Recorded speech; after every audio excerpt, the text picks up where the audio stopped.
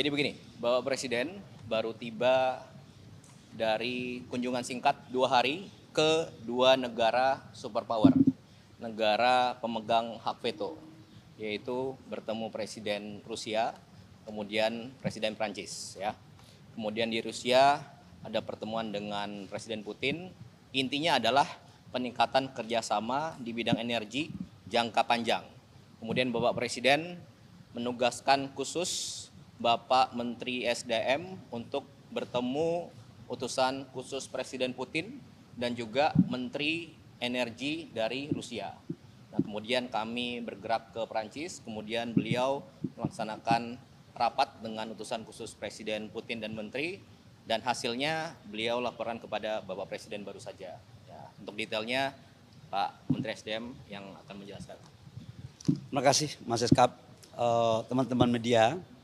Alhamdulillah hari ini saya melaporkan kepada Bapak Presiden atas arahan dan perintah Bapak Presiden. Kemarin kami di Rusia untuk menindaklanjuti kesepakatan-kesepakatan antara pemimpin dari kedua negara, dalam hal ini Presiden Prabowo sama Presiden Putin, di mana hasil-hasil kesepakatan itu adalah menyangkut dengan kerjasama jangka panjang, khususnya di bidang energi. Kita tahu bahwa konsumsi daripada BBM kita satu hari itu 1,6 juta barel per day, dan lifting kita hanya kurang lebih sekitar 600 sampai 610 ribu barel per day. Kita masih impor kurang lebih sekitar 1 juta barel per day.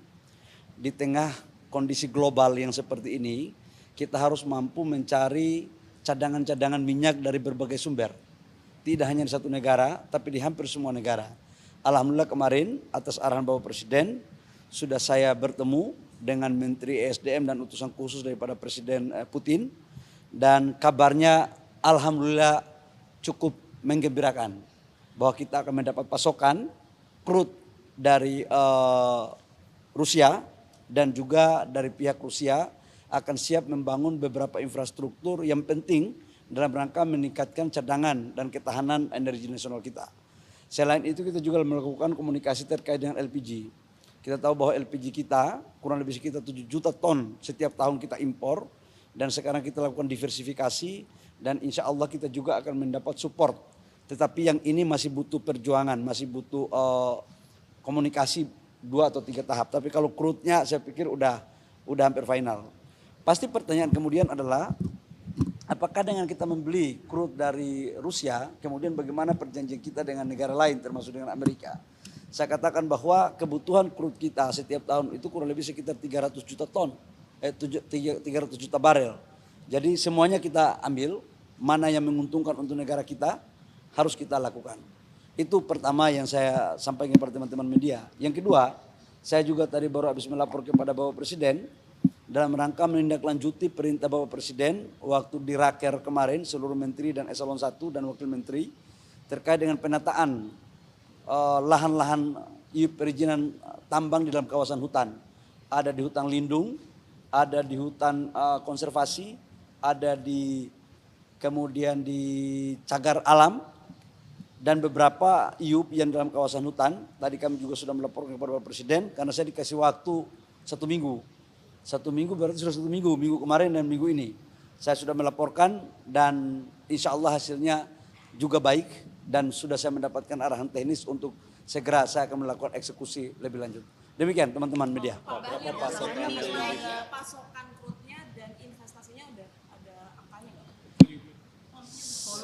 Volumenya saya nggak boleh, kan ada kesepakatan kami nggak boleh berbicara tentang volume, tapi saya ingin mengatakan bahwa Bapak Presiden selalu berpikir untuk bagaimana caranya agar ketersediaan kita 1 tahun itu harus tetap ada. Dan atas arahan Bapak Presiden itu saya menindaklanjuti untuk crude 1 tahun dari mulai bulan ini sampai dengan bulan Desember, insya Allah udah aman. Jadi kita nggak perlu risau, tinggal kita meningkatkan produksi daripada kilang kita. Harga itu tetap kita akan mencari harga yang terbaik. Yang jelas kita akan mencoba untuk tidak boleh lebih daripada harga pasar.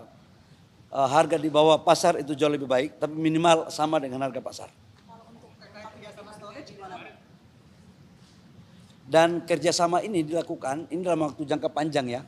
Jadi karena waktu kerjasama jangka panjang, jadi kita melakukan G2G. Baik G2G maupun B2B. Ya, menyangkut dengan storage merupakan bagian daripada kesepakatan yang kemarin kita lakukan. Silakan. Kan selain crude sama LPG juga katanya dibahas dengan Rusia itu soal pembangunan kilang minyak di Indonesia. Apakah teknisnya seperti apa sih pembangunan kilang itu dan seberapa besar kilang yang akan dibangun? Itu salah satu poin yang kemarin kita bicarakan, bahwa memang ada beberapa investasi mereka yang sudah siap untuk masuk, tetapi finalisasinya tunggu ada 1-2 putaran lagi dengan kami, khusus untuk menyangkut dengan kilang dan storage. Nanti baru kami akan sampaikan. Termasuk nilai investasinya Kalau beli itu kan trading biasa, tinggal volume dan harga pasar aja, tergantung ICP dunia kan. Tapi kalau untuk investasi kilang dan storage itu masih dalam pembahasan, angka sedikit lagi selesai. Ya. Apa itu? Ya kalau di Tuban itu kan banyak produk yang dihasilkan dan skalanya kan skala besar. Tapi kalau yang ini mungkin dalam skala yang tidak sebesar di Tuban. Ya baik teman-teman. Finalisasinya berapa lama Pak? Finalisasinya Pak? Kasih saya waktu untuk menyelesaikan. Ya. berarti akan lobby ke Rusia lagi Pak, apa gimana? Gimana? Lobbynya akan di Rusia atau Ya nanti kita lihat lagi ya. Yang jelas pemerintah Indonesia selalu mengedepankan politik bebas aktif. Dan dalam politik bebas aktif itu juga ada ekonomi bebas aktif. Jadi kita boleh belanja di mana saja selama kita komitmen dengan orang-orang atau negara-negara yang telah kita melakukan ajak kerjasama. Termasuk Rusia, kemudian Afrika, Nigeria, dan lebih khusus yang kita hargai juga adalah termasuk dengan perjanjian kita dengan Amerika. Ya, terima kasih. Gimana? dalam negeri akan aman berarti dengan oleh-oleh ini. Amanlah. Saya sampaikan kepada publik bahwa insya Allah stok kita di atas standar minimum, baik itu solar, baik itu bensin maupun LPG. Insya Allah aman. Dan sekali lagi saya katakan bahwa kami sudah bersepakat atas arahan Bapak Presiden bahwa harga BBM untuk subsidi tidak akan dinaikkan sampai dengan akhir tahun, insya Allah sampai selama-lamanya. Ya, sampai doain. Ini kan tergantung dengan harga ICP, tapi kalau sampai dengan $100 itu sudah aman dalam APBN. Dan sekarang harga rata-rata ICP Januari sampai dengan sekarang itu tidak lebih dari $77. Jadi kita itu baru split $7. Jadi jangan sampai ada menganggapan bahwa uang kita dapat dari mana. Kita ini baru naik $7 sampai dengan sekarang yang saya ngomong ini. Ya, makasih.